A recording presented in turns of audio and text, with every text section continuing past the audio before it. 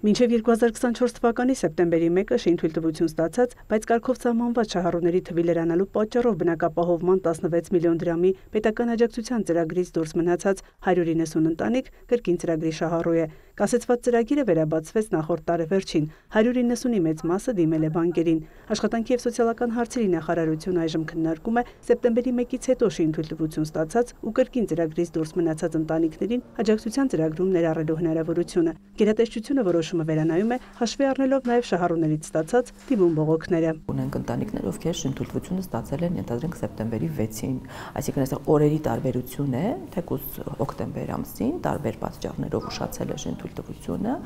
եւ արդարացված է նրանց պահանջը, որ իրենք գրում են նույն ֆինանսական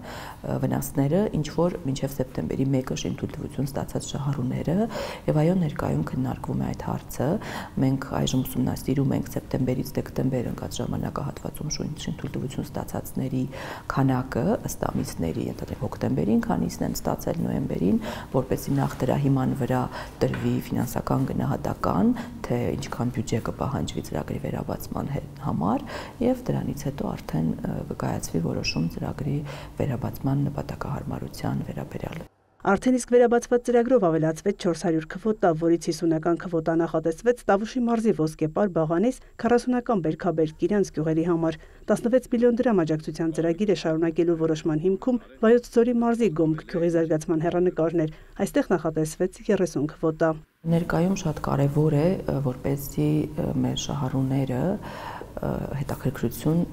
դրսևորեն Վայոց ձորի մարզի Գոմք բնակավայրում ընձեռված հնարավորության նկատմամբ, որովհետև այս պահին դեռ դիմելիությունը այդքան բարձր չէ, հավանաբար դա նաև նրանով է պայմանավորված, որ Գոմք բնակավայրը, քանի որ սահմանամերձ չի, եւ երբ մենք խոսում ենք սահմանամերձ եզրույթով, երբեմն չեն նույնականացնում բնակավայրը այդ ծրագրի հետ, եւ այս մասով շատ կարևոր է մարդկանց տեղեկացնել, որ այս պահից Գոմք բնակավայրը եւս ընդգրկված է ծրագրում։ Գայանե Ղարագյոզյանը հիշեցնում է, Գոմքում ծրագրից օգտվելու համար ի թիվս մյուս պայմանների ընտանիքը պետք է ունենա նաև 13 տարին չլրացած առնվազն 1 երեխա։ Ծրագրին դիմելու վերջնաժամկետ սահմանված չէ։ Բնակավայրում կառուցվել է նոր դպրոց, որը նախատեսված է 100 աշակերտի համար, սակայն ներկայում կա համալրվածության խնդիր, ինչպես աշակերտների, այնպես էլ ուսուցչական կազմի, եւ հենց դա է պատճառը, որ մի դեպքում պարտադիր է, որ 13 տարին չլրացած երեխա ունենան, իսկ այդ 30-ից 5 քվոտան բացառապես այն ընտանիքների համար է, որտեղ ամուսիններից առնվազն մեկը կբավարարի ուսուցչի պահանջներին։ 16 միլիոն դրամ աջակցության ծրագրով տուն են կառուցում նաև Լեռնային Ղարաբաղից բռնի տեղահանված 32 ընտանիք։